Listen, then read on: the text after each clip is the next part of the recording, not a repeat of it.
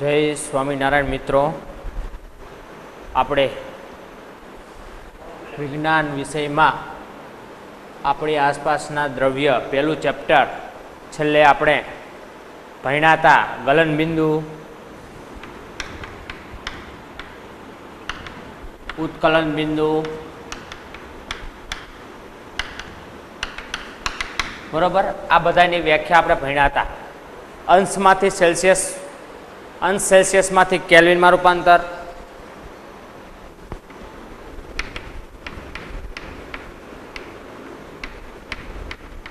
અંશ સેલ્સિયસમાંથી કેલ્વિનમાં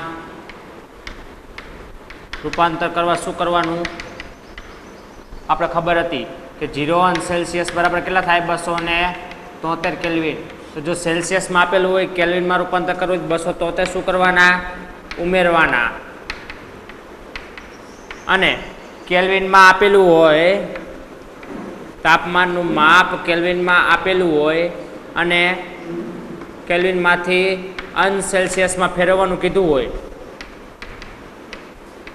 અંશ સેલ્સિયસમાં રૂપાંતર, તો આપણે આ તો જાણીએ જ છીએ 0 સેલ્સિયસ બરાબર 273 કેલ્વિન.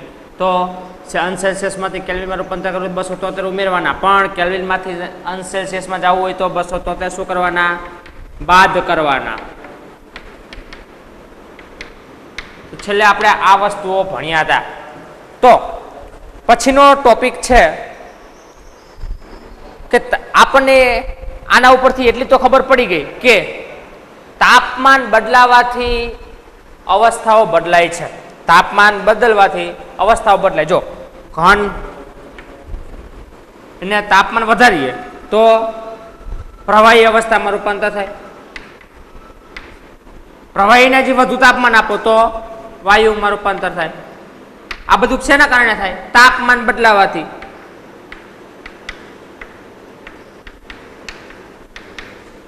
ઘનમાંથી પ્રવાહી, પ્રવાહીમાંથી વાયુ. પણ ક્યારે? તાપમાન બદલવાથી. તાપમાન ઘનમાંથી વધારે તાપમાન પ્રવાહીમાં, પ્રવાહી તાપમાન આપો વાયુમાં.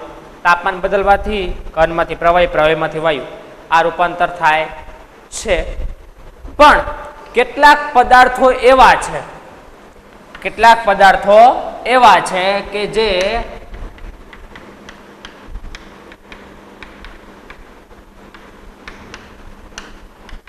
કેટલાક પદાર્થો એવા છે કે જે ઘન સ્વરૂપમાં છે અને એને ગરમ કરો સીધે સીધું શેમાં રૂપાંતર થાય? વાયુ સ્વરૂપમાં. પ્રવાહી અવસ્થા આવે જ નહીં. કેટલાક પદાર્થો એવા છે કે જે ઘન સ્વરૂપમાં છે અને એને તાપમાન આપતા સીધે સીધું શેમાં રૂપાંતર થાય છે? વાયુમાં. પ્રવાહી અવસ્થા આવતી જ નથી. તો એવા કયા પદાર્થો, કેવા કેટલાક પદાર્થો એવા છે કે જે પ્રવાહી અવસ્થામાં આવ્યા વગર સીધા વાયુમાં રૂપાંતર થાય છે.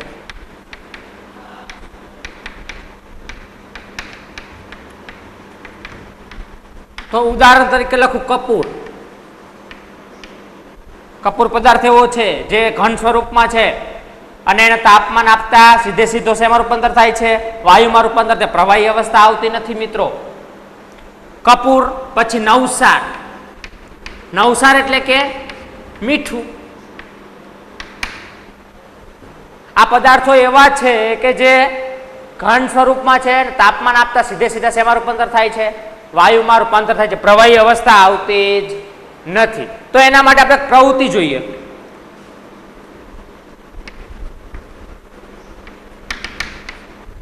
કાચની ગરણીઓ. કાચની ગરણી એટલે કેવા પ્રકારે? આમ માન લો કે કાચની ગરણી છે અને ઉપર પેક કરી દીધી છે અને નીચે શું, નીચે આમ ખાલી જગ્યા જે રેડવાનું થાય આપણે એમાં આપણે રૂનું કુમડું મૂકી દીધું. એટલે અહીંયા આપણે રૂનું કુમડું એટલે આખી આખી ગરણી કેવી થઈ? જે પેક થઈ ગઈ મિત્રો. એટલે અહીંયા શું મૂકી દીધું? રૂનું કુમડું ઉપરથી બંધ કરી દીધી. હવે કાચની ગરણી ઊંધી કરી નાખી. ઊંધી કરી નાખી એટલે કેવો આકાર થઈ જાય? આવો થઈ જાય. અહીંયા આપણે રૂનું કુમડું મૂકી દીધું છે અને આમાં આપણે માન લો કે મીઠું ભરી દીધું. નવસાર. તો હવે શું? તો હવે નીચેથી ગરમ કરવામાં આવે.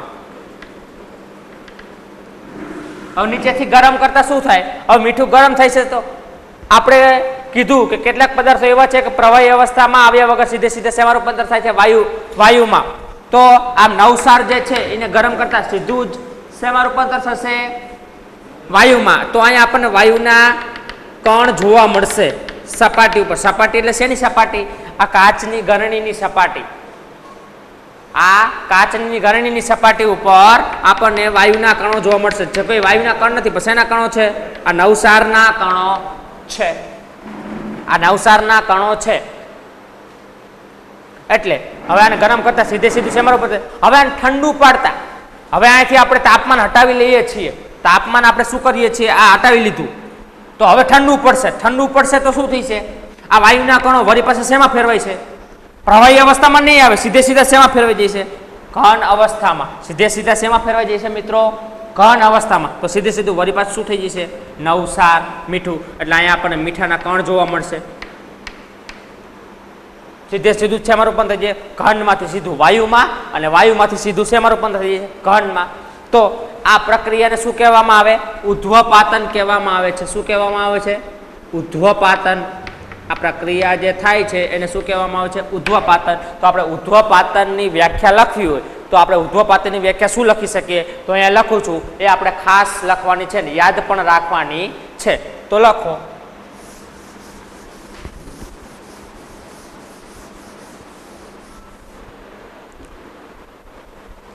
ઘન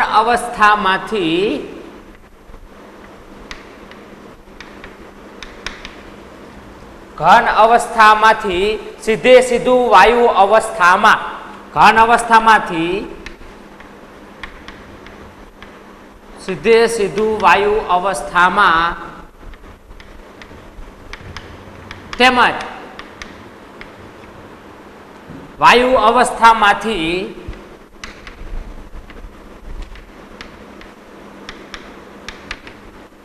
સીધું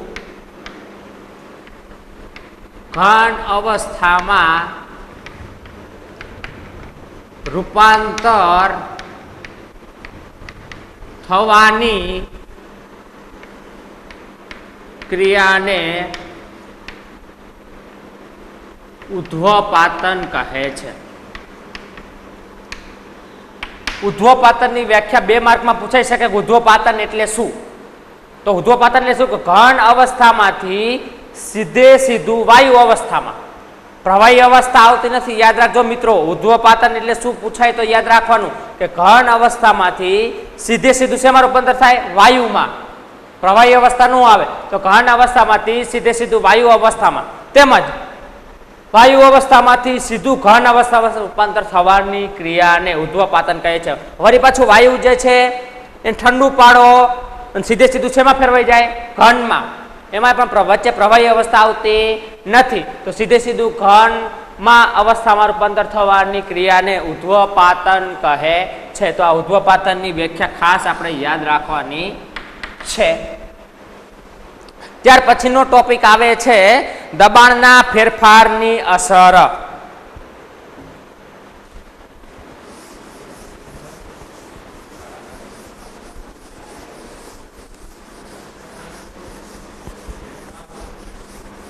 હવે દબાણ વધારવાથી કે ઘટાડવાથી શું કોઈ અવસ્થામાં ફેરફાર થાય એવો પ્રશ્ન ઉદ્ભવે કે દબાણ વધારો અથવા તો ઘટાડો તો શું ફેરફાર થાય? અવસ્થા બદલે ખરી?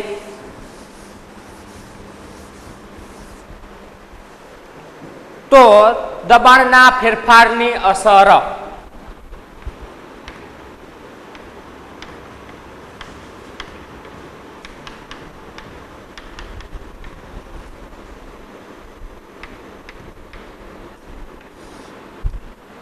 આપણે જાણીએ છીએ કે વાયુના કણ કેવા છે?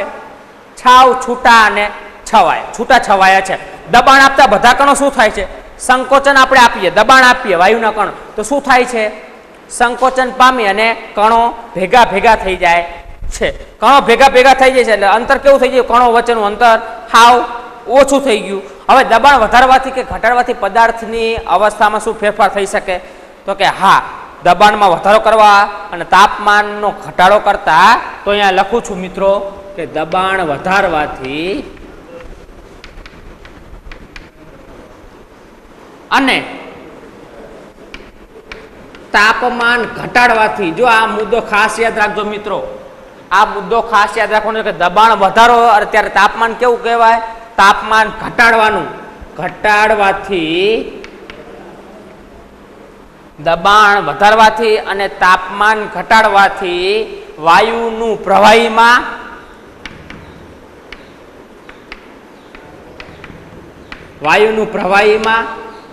પ્રવાહીનું ઘનમાં રૂપાંતર કરી શકાય છે.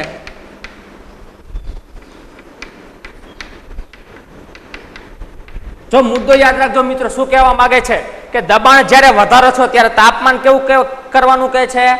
ઘટાડવાનું કહે છે. દબાણ જ્યારે વધારો છો ત્યારે તાપમાન ઘટાડવાનું કહે છે કે દબાણ જ્યારે વધારો ત્યારે તાપમાન ઘટાડવાથી વાયુનું શેમાં રૂપાંતર કરી શકાય? વાયુ છે એનું પ્રવાહીમાં, અને હજી દબાણ વધારો અને તાપમાન હજી ઘટાડો તો પ્રવાહીનું શેમાં રૂપાંતર થઈ જાય છે?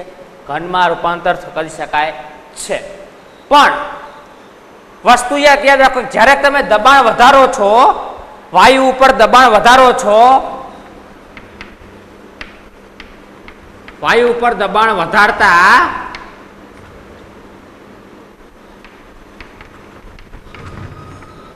ઉષ્મા ઉત્પન્ન થાય છે. વાયુ પર જ્યારે તમે વધારે પડતું દબાણ આપો છો ત્યારે શું થાય છે? ઉષ્મા ઉત્પન્ન થાય છે. તો આ ઉષ્મા ઉત્પન્ન થાય છે એને શું કરો? ઉષ્માનો ઘટાડો કરવો જરૂરી છે કે વાયુ ઉપર દબાણ વધારતા ઉષ્મા ઉત્પન્ન થાય છે, તો કે આ ઉષ્માને ઘટાડવી જરૂરી છે. તો બે સરખું જ થાય, દબાણ વધારે તો હારે ઉષ્મા ઉત્પન્ન થાય તો તાપમાન વધતું જાય, દબાણ વધતું જાય. ના, તો નહીં થાય. તો વાયુ ઉપર દબાણ વધારતા ઉષ્મા જે ઉત્પન્ન થાય છે એને ઘટાડવી જરૂરી છે. એટલે કે શું થશે કે વાયુ પર દબાણ વધારો, જ્યારે ઉષ્મા ઉત્પન્ન થાય છે ત્યારે ઉષ્મા ઘટાડી અને વાયુનું પ્રવાહીનું ઘનમાં રૂપાંતર કરી શકાય છે. હવે ઘન કાર્બન ડાયોક્સાઇડ, કાર્બન ડાયોક્સાઇડ પહેલા વાત કરું. CO2 એટલે આપણે બધા જાણીએ છીએ. CO2 એટલે કે શું? તો કે કાર્બન ડાયોક્સાઇડ.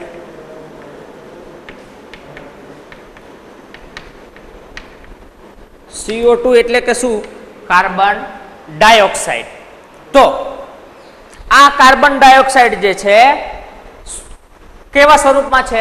વાયુ સ્વરૂપમાં. કાર્બન ડાયોક્સાઇડ જે છે એ કેવા સ્વરૂપમાં છે? વાયુ સ્વરૂપમાં.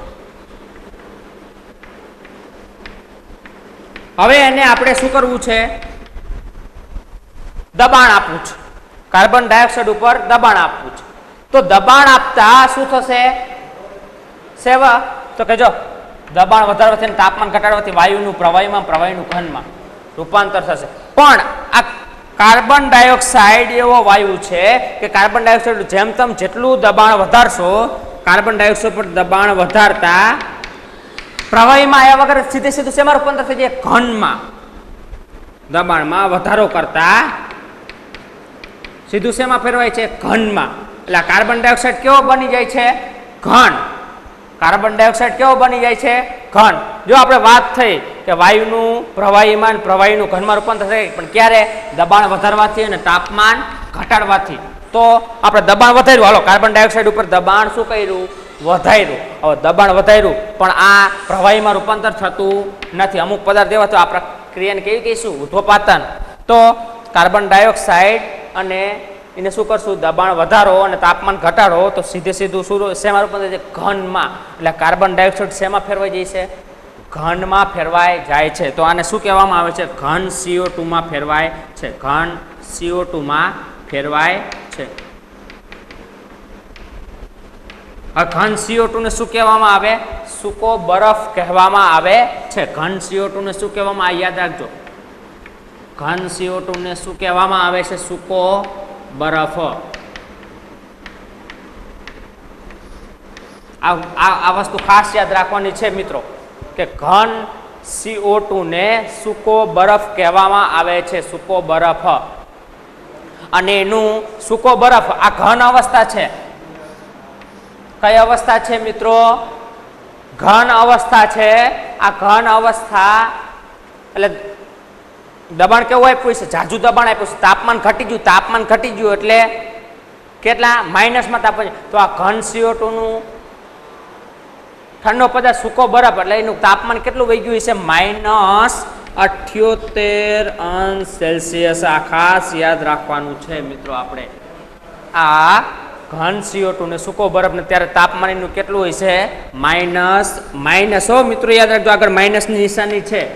માઇનસ એટલે કે બાદબાકી નિશાની. -78°C તાપમાન હશે તો એને શું કહેવામાં આવે છે? ઘન CO2 ને સૂકો બરફ કહેવામાં આવે છે. હવે એ સૂકો બરફ, હવે આ સૂકા બરફનો ઉપયોગ ક્યાં થાય છે? તો કે કોલ્ડ સ્ટોરેજમાં. ઘન CO2 સૂકો બરફ નો ઉપયોગ પરીક્ષામાં પૂછાય 2 માર્કમાં કે આ ઘન CO2 જે છે એ સૂકો બરફ જે છે એનો ઉપયોગ ક્યાં થાય? તો કે કોલ્ડ સ્ટોરેજમાં. શેમાં?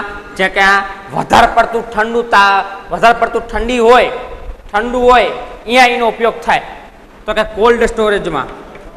જ્યાં કોલ્ડ સ્ટોરેજમાં. પછી બીજે ક્યાં થાય? તો કે આઈસ્ક્રીમ જે હોય, આપણે આઈસ્ક્રીમ ખાઈએ છીએ, બહાર નીકળતા વધારે પડતા તાપમાન તો આઈસ્ક્રીમ શું થઈ જાય? પીગળી જાય. તો આઈસ્ક્રીમને શેમાં રાખવામાં આવે? ઓલા ફ્રીઝરમાં રાખવામાં આવે. તો એ ફ્રીઝરમાં શું ભરેલું હોય? એ ફ્રીઝરમાં સૂકો બરફ ભરેલો હોય. આપણે જે આઈસ્ક્રીમને રાખીએ છીએ પીગળી ન જાય તે માટે, તો એ આઈસ્ક્રીમ જે ફ્રીજમાં રાખીએ, ફ્રીજમાં શું ભરેલું હોય? સૂકો બરફ એટલે કે ઘન CO2. અને કેવા દબાણે? ઊંચા દબાણે ભરેલો હોય. ઊંચા દબાણ એટલે ઊંચું દબાણ એટલે ત્યારે જ આ ઘન CO2 થાય ને. ઊંચા દબાણે કાર્બન ડાયોક્સાઇડને ભર્યો હોય ત્યારે જ ઘનમાં ફેરવાનો હોય ત્યારે જ સૂકો બરફ કહેવામાં આવે. હવે એ ઘન CO2 નો સૂકો બરફનો ઉપયોગ, એક ઉપયોગ આપણે કયો જોયો? Cold storage. પછી આઈસ્ક્રીમ પીગળી ન જાય તે માટે આપણે એનો ઉપયોગ કરવામાં આવે છે કે આઈસ્ક્રીમ પીગળી ન જાય.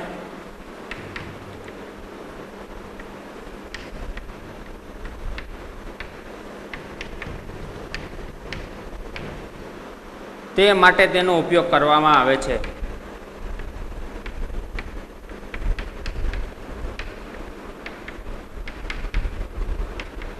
હવે મિત્રો આપણે સૂકા બરફની વ્યાખ્યા આપવી હોય તો શું આપી શકીએ? સૂકા બરફની આપણે વ્યાખ્યા આપવી હોય તો આપણે સૂકા બરફની વ્યાખ્યા શું આપી શકીએ? તો એના માટે કહેવું કે જો વાતાવરણીય દબાણે એક વાતાવરણ હોય, વાતાવરણ દબાણ આપણે જોયું હતું વાતાવરણનો એકમ. હવે આ યાદ રાખજો મિત્રો, આ લખવાનું છે કે વાતાવરણ નું એકમ ATM. તો 1 ATM બરાબર કેટલા થાય? 1.01 ગુણ્યા 10⁵ પાસ્કલ. આ પાસ્કલ શું છે મિત્રો?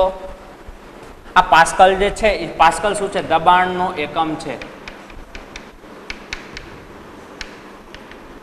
આ વાતાવરણમાં વાયુના દબાણનો એકમ. વાયુના દબાણનો એકમ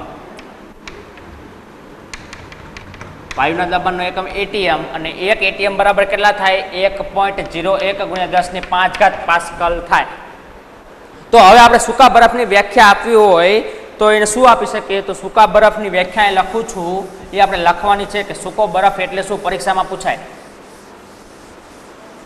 સૂકો બરફ એટલે શું? પરીક્ષામાં પૂછાય તો આપણે લખી શકીએ. તો એ વ્યાખ્યા લખો. સૂકો બરફ. સૂકો બરફ મીન્સ ઘન CO2. જો ખાલી CO2 લખશો તો ખાલી કાર્બન ડાયોક્સાઇડ વાયુ જ ગણાશે. ખાલી CO2 તમે લખો છો તો ખાલી શું દર્શાવે છે? ખાલી વાયુ જ દર્શાવે છે. પણ આગળ ઘન લખવું જરૂરી છે. આ શબ્દ લખવો જરૂરી છે, ઘન CO2. ખાલી તમે CO2 લખો તો વાયુ સ્વરૂપે દર્શાવે છે, પણ આગળ ઘન લખો એટલે ખબર પડે કે ઘન CO2 એટલે કે સૂકો બરફ. એટલે આગળ ઘન શબ્દ લખવો જરૂરી છે. સૂકા શબ્દની આગળ CO2 ની આગળ ઘન શબ્દ લખો એટલે ઘન CO2 ને સૂકો બરફ કહેવાય. તો એની આગળ ઘન શબ્દ લખવો જરૂરી છે. જો વાતાવરણીય દબાણે, હવે આ સૂકા બરફની વ્યાખ્યા આપીએ કે જો વાતાવરણીય દબાણે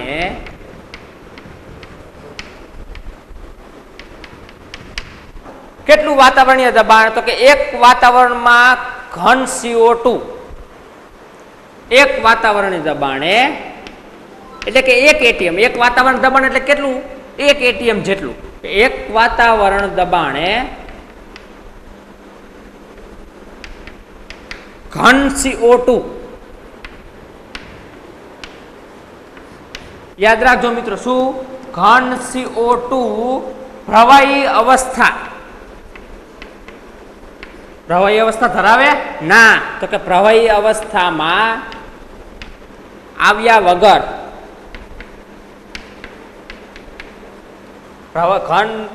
પ્રવાહી અવસ્થા આવ્યા વગર સીધે સીધું વાયુ અવસ્થામાં પરાવર્તિત થઈ જાય, સીધું વાયુ અવસ્થામાં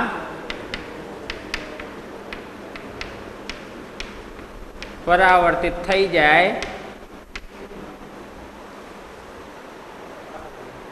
તે જ કારણે, કયું કારણ? તો કે આ જ કારણ. તે જ કારણે ઘન CO2 ને સૂકો બરફ કહે છે. તે જ કારણે ઘન CO2 ને સૂકો બરફ કહે છે. તો આ મિત્રો ખાસ યાદ રાખવાની છે કે જો વાતાવરણીય દબાણે એક વાતાવરણ દબાણ, કેટલું? એક વાતાવરણ દબાણ એટલે કેટલું? 1 ATM જેટલું. 1 ATM એટલે 1.01 × 10⁵ પાસ્કલ. તો એક વાતાવરણ દબાણે ઘન CO2 પ્રવાહી અવસ્થામાં આવ્યા વગર, પ્રવાહી અવસ્થામાં આવ્યા વગર સીધું વાયુ અવસ્થામાં પરાવર્તિત થઈ જાય તે જ કારણ એટલે કયું કારણ? આર્યુ કારણ કે ઘન અવસ્થામાંથી સીધે સીધું શેમાં રૂપાંતર થાય? વાયુ અવસ્થા. તે જ કારણે ઘન CO2 નો સૂકો બરફ કહેવામાં આવે છે. કે સૂકો બરફ એટલે શું? તો આ ટોપિક એટલો લખવાનો થાય છે.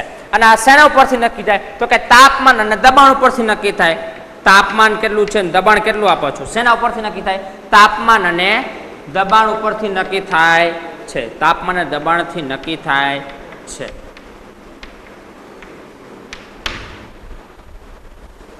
તો સૂકો બરફ એનો ઉપયોગ ક્યાં થાય છે અને ઘન એનું તાપમાન કેટલું હોય? તો કે -78 હોય. ઘન CO2 નો સૂકો બરફ કહેવામાં આવે. એક ATM શું છે? વાતાવરણનો એકમ, વાયુના દબાણનો એકમ 1 ATM, અને પાસ્કલ જે છે દબાણનો એકમ 1.01 × 10⁵ પાસ્કલ છે. તો આ સૂકો બરફનો ઉપયોગ ક્યાં થાય છે એ પણ પરીક્ષામાં પૂછાય છે. તો આ યાદ રાખવાનું છે. અને હવે પછીનો ટોપિક જે આપણે આવે છે બાષ્પીભવન.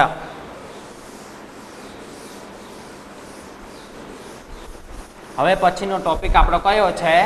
બાષ્પીભવન.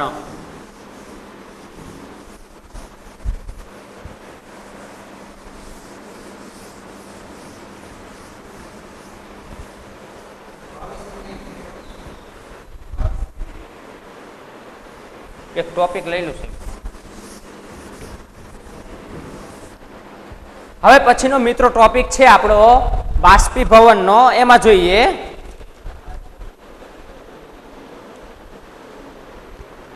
બાષ્પીભવન. જાણીએ છીએ બાષ્પીભવન એટલે શું? તો કે બાષ્પીભવન શું? દ્રવ્યની અવસ્થા બદલવા આપણે શું ઉષ્મા આપવી પડે અથવા તો દબાણ આપવું પડે. કોઈ ઘન અવસ્થા હોય, પ્રવાહી અવસ્થા હોય, વાયુ અવસ્થા હોય, એ અવસ્થાને આપણે બદલવી હોય, ઘનમાંથી પ્રવાહીમાં જવું હોય, પ્રવાહીમાંથી વાયુ અવસ્થામાં રૂપાંતર કરવું હોય તો શું કરવું પડે? તાપમાન આપવું પડે. અને વાયુમાંથી પ્રવાહી અવસ્થામાં ઘન અવસ્થામાં તો ઠંડુ પડે. તો એના માટે કાંઈ મુદ્દો લખું છું, એ તો લખી તો જેનાથી ખબર પડશે કે ઘન અવસ્થા જો હોય,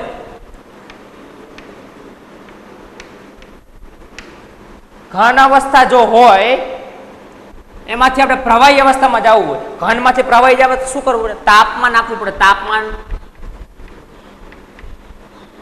વધારતા તાપમાન વધારતા ઘન અવસ્થામાંથી શેમાં રૂપાંતર થશે? પ્રવાહી અવસ્થામાં.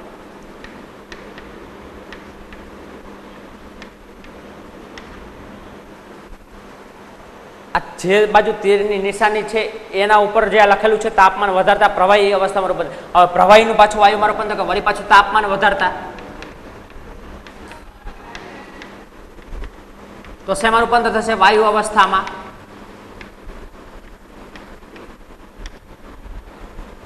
હવે આ જો ઘનમાંથી પ્રવાહીમાં ગયા, પ્રવાહીમાંથી વાયુમાં ગયા, પણ હવે વાયુમાંથી પ્રવાહીમાં કરવું હોય તો શું કરવું? ઠંડુ કરતા તાપમાન ઠંડુ કરતા દબાણ કેવું આપવાનું? વધારે.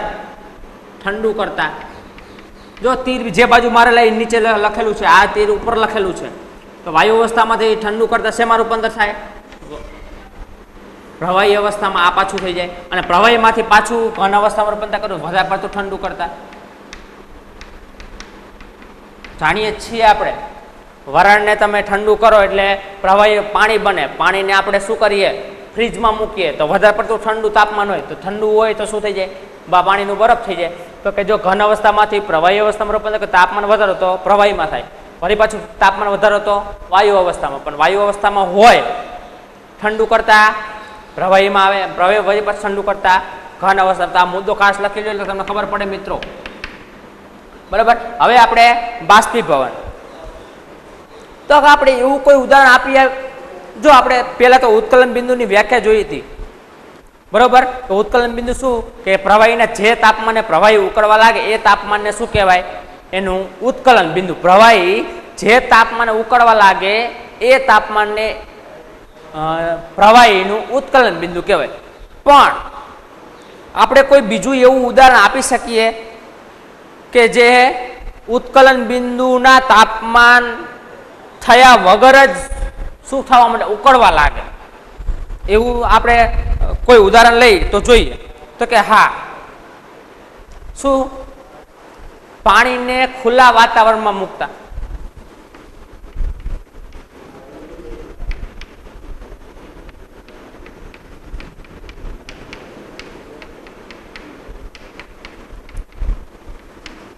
પાણીને આ એવું ઉદાહરણ છે કે એના ઉત્કલન બિંદુ પહોંચ્યા સિવાય જ પાણીનું શું થવા માંડે? ઉકળવા લાગે. સમજાય છે? બીજું ઉદાહરણ આપીએ તો ભીના કપડા હોય ખુલ્લા વાતાવરણમાં શું થાય? સુકાઈ જાય. ભીના કપડા વાતાવરણ બહાર સૂકવા હોય તો શું થઈ જાય? સુકાઈ જાય.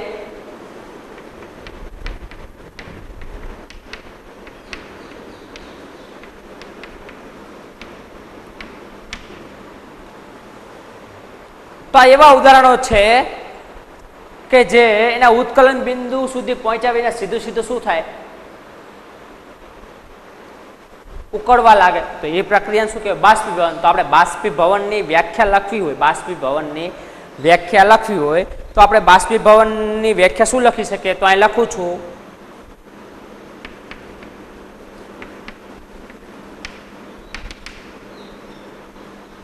બાષ્પીભવન તો કે ઉત્કલન બિંદુથી ઓછા તાપમાને,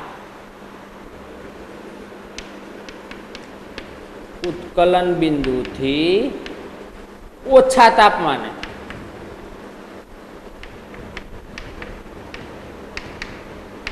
જો ખાસ યાદ રાખજો મિત્રો કે પાણી આપણે જોયું હતું ઉત્કલન બિંદુની વ્યાખ્યા શું જોઈ હતી? તો કે પ્રવાહી જે તાપમાને ઉકળવા લાગે એ તાપમાને એ પ્રવાહીનું છે કે ઉત્કલન બિંદુ. તો ઉત્કલન બિંદુ પાણીનું કેટલું છે? 100 અંશ સેલ્સિયસ. 100 સેલ્સિયસ પાણી શું કરવા લાગે? ઉકળવા. પણ આ પાણીનું ઉત્કલન બિંદુ છે પાણીનું. પણ 100 સેલ્સિયસ થયા વિના જ જો પાણી ઉકળવા લાગે, 100 સેલ્સિયસ તાપમાન ન થયું હોય અને પાણી ઉકળવા લાગે તો ઉત્કલન બિંદુથી ઓછા તાપમાને પ્રવાહીનું બાષ્પમાં, બાષ્પ એટલે કે વરાળ, વાયુમાં લખવું એટલે ખબર પડે કે વાયુમાં એટલે કે બાષ્પમાં રૂપાંતર થવાની ક્રિયાને, બાષ્પમાં વાયુમાં બાષ્પ રૂપાંતર થવાની ક્રિયાને બાષ્પીભવન કહે છે.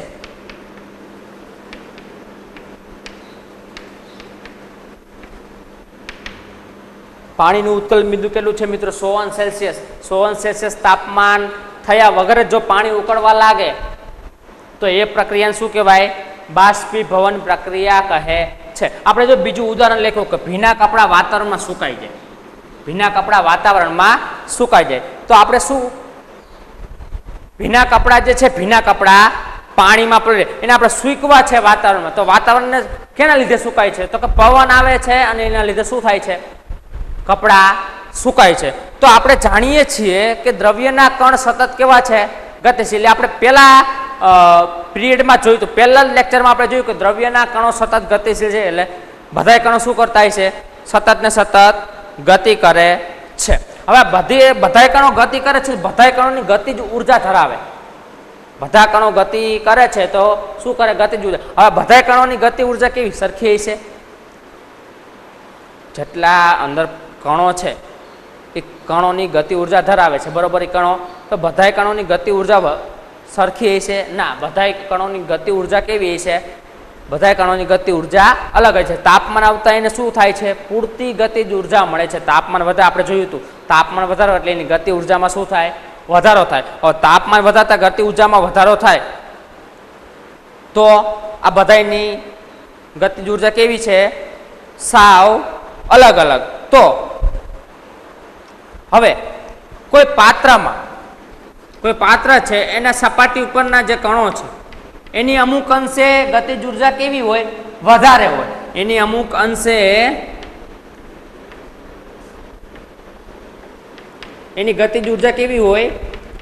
વધારે. હવે આ વધારે ગતિજ ઉર્જા હોય એટલે શું થાય? બીજા કણો છે પણ એના કરતા આમની કેવી છે? વધારે. આમની ઓછી છે. બીજા કણો જે છે એમની ઓછી, પણ આ જે સપાટી પરના કણો જે છે એમની ગતિજ ઉર્જા કેવી છે? વધારે. હવે ગતિજ ઉર્જા વધારે હોવાના કારણે શું થશે?